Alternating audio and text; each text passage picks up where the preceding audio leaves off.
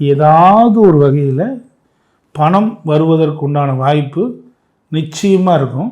அதே மாதிரி காதல் திருமணம் உள்ள குடும்பம், இவங்க வீட்டில் யாருக்காவது காதல் திருமணம் சார்ந்து அது இவங்களுக்கே காதல் திருமணம் வரக்கூடிய அமைப்பு இயற்கையாக இருக்கும். அதே மாதிரி 3-8 செவ்வாயாக இருக்கிறதுனால இவங்களுக்கு அடுத்து வரக்கூடிய சகோதரம் அல்லது சகோதரி ஒன்று கலையும், இல்லைன்னா இவங்களே கடைசியாக இருக்கக்கூடிய அமைப்பாக கூட இருக்கிறதுக்கு வாய்ப்பு இருக்குது. இல்லைன்னா அவங்க வாழ்க்கையில் திடீர் விபத்து கண்டம் சர்ஜரி சந்திப்பார்கள்.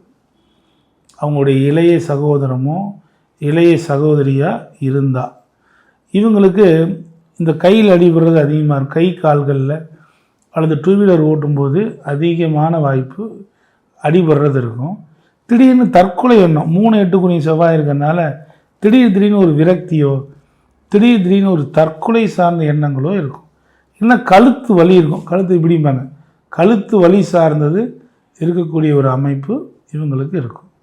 அதே போல் 4-7 குருவாக இருக்கிறதுனால சொத்து அமைய இவங்க சொத்தில் முதலீடு செய்ய அந்த சொத்து மிகப்பெரிய வாய்ப்புகளை தரும்.